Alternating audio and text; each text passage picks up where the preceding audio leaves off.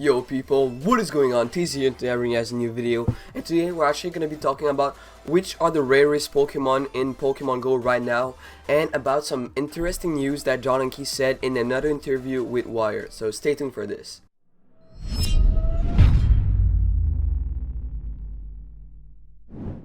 Alright, so first of all, yeah, sorry guys, I just woke up, so I just put a cap on because my hair is kind of messy. And just saying, if I look over there, it's because my other screen's over there, and all the infos from Pokemon Go Hub's article are right here. So it's not that I don't want to look at you guys, but I'm just looking at the infos to bring this to you guys right now. Alright, so the Pokemon Go Hub's team, they actually collected more than 6 million total Pokemon Go spawns, and with this they were able to bring us a nocturnal, like a list of all the nocturnal species in Pokemon Go right now, which are like dark type and ghost type that spawn, like their spawn is increased from 8 PM to I think was 2 PM. I'm not sure about this, but I'm gonna link the article down below. But yeah, so they did research with this, but now with more than 6 million spawns, they did a research with like which Pokemon are the rarest and which Pokemon do not spawn in the wild. So I'm just gonna tell you guys this right now. So alright, those are the Pokemon that are not available in the wild right now.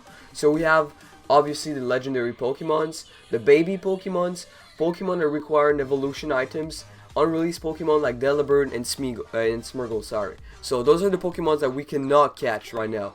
So I mean, this is cool because some people were saying that, oh yeah, I caught a Smeargle or something like that, but there's actually, it's not available in the wild right now. You guys probably already know, but they just confirmed that you can catch Crobat, Hitmontop, and Blissey in the wild. Even though those are like evolutions from the first generation, you can actually catch them in the wild.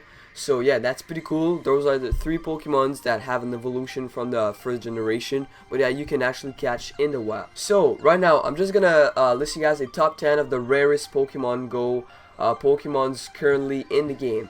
So in the top place we have Unknown. They actually recorded only 1 Unknown spawns in 6 million total Pokemon spawns. That's pretty crazy. And then in second place we have Tyranitar. Then in third place we have Electrode. And we have Ampharos, and then Blissey, and then Machamp, and then we have Typhlosion, and then Raichu, and then we have Flareon, and then finally Kabutops. So those are the rarest Pokemon spawns that they recorded. So maybe the region where they recorded the spawns, it's pretty well, it cannot be representative of like the whole world, but it gives us like a pretty good idea of what are the rarest Pokemon right now. So I was actually pretty impressed that Dragonite was not in the rarest one, and that Gyarados wasn't either. So I'm just gonna tell you guys like what places they placed right now. Alright, so I'm pretty sure I'm exact on my numbers right now, but I'm just gonna give you guys like where they place around. Well, I know that Gyarados is exactly at the 26th place, and then we have Snorlax at the 52nd place, and then we have Dragonite at around the 62nd place. So Dragonite, it's actually not that rare. Where they actually, where the research took place, Dragonite is not the rarest Pokemons. And like, let's say, right before Dragonite, we have Victreebel, and we have Dugong, Golduck, Arbok. So those Pokemons are technically rarer than Dragonite at the moment. So this is pretty cool. And then I know that Meganium and Feraligatr are close at the 20th place, like they are around there right now. Alright, so with that said, like I said, Unknown is the rarest Pokemon right now, so you're pretty lucky if you actually got one, because you have 1 chance in 6 million of encountering one. And then we have Tyranitar, which has 1 chance in 3 million to get one, so this is pretty cool too. So I mean, this is a pretty good research.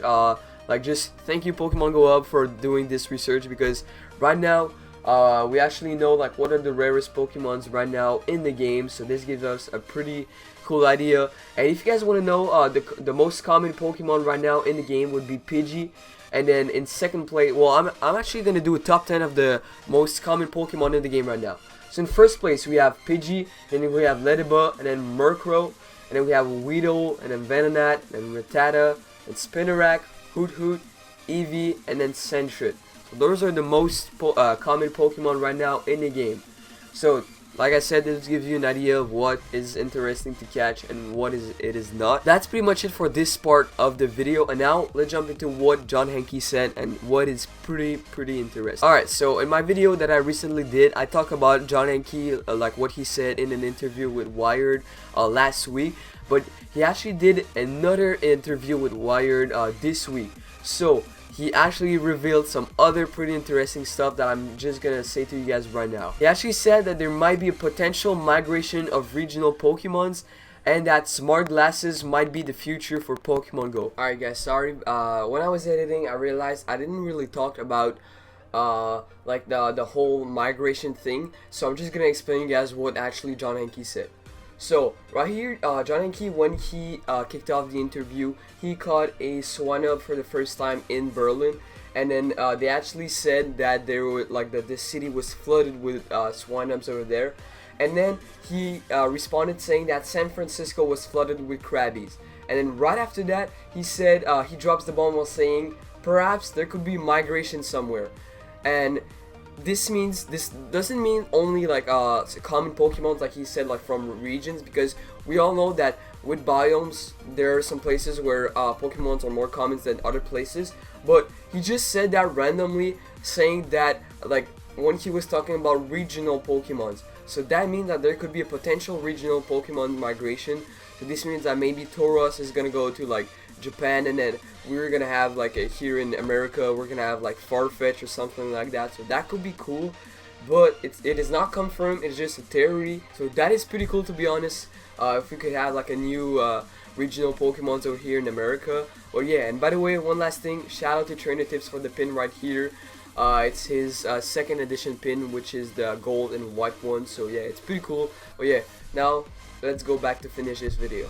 So I'm just gonna tell you guys right now what are his exact word. So he actually talked about that they would make it possible to play the game in a way to keep your head up, to keep eye contact with other people, and where you would see all the cool stuff around you.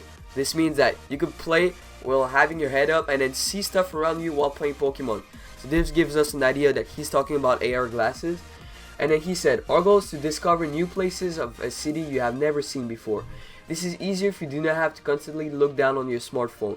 So he wants a gameplay where you actually look around you and when you can play the game while being fully aware of your surroundings. So he actually introduced the Pokemon Go Plus a couple of months ago, where you would just like click on the button to like spin a Pokestop or to catch a Pokemon. But still, you cannot have the real experience like playing with this little tool right here, because you do not know what Pokemon you catch, you do not know like what you get from spinning a Pokestop. So it's cooler to have your phone out. So they realized this, and then now they want to bring the game to AR glasses. So he actually continued while saying, we are looking for ways to speed up the assumption of augmented reality.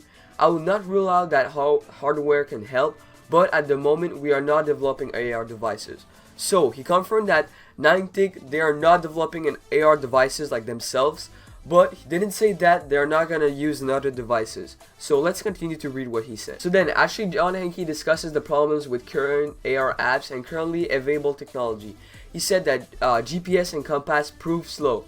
So that means that he honestly he agrees that GPS cannot be really exact. So that's why we get a lot of GPS drift in the game currently. Like for me in my school, if I go like in the corner of the library, I actually can do like 2 kilometers in like an hour, because my dude just keeps running around everywhere, and it's cool because I make egg distance while not actually running, but it just defies the real purpose of this game. So then John Hanke continued while saying he introduced a new concept, which is the AR beacons.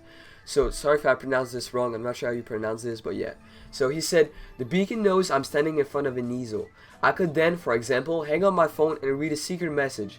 We cannot realize this at the moment, because we do not know precisely where I stand.